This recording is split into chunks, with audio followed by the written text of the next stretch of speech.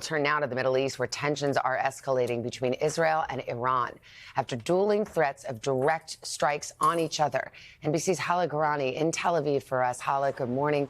What is the latest there on the ground?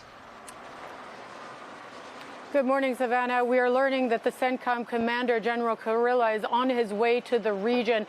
And this, as you mentioned, is among rising tensions between Iran and Israel that could spread throughout the Middle East, with Iran vowing a retaliatory strike on Israel after its consulate was bombed in the Syrian capital, killing several of its senior commanders. And Israel is preparing for that possibility.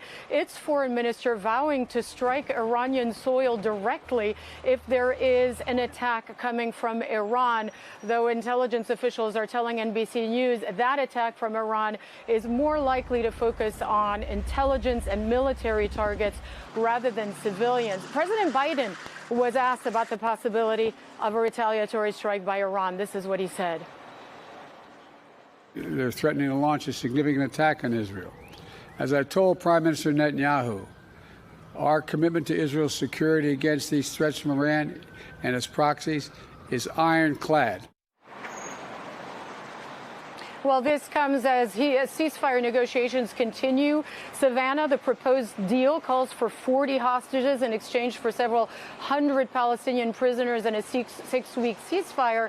But the concern here is that Hamas may not have 40 hostages to meet the terms of the deal. There are fears that perhaps many of them have died in captivity.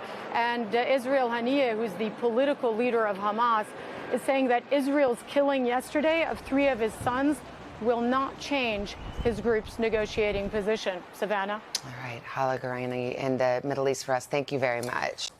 Hey, thanks for watching. Don't miss the Today Show every weekday at 11 a.m. Eastern, 8 Pacific on our streaming channel, Today All Day. To watch, head to today.com/allday or click the link right here.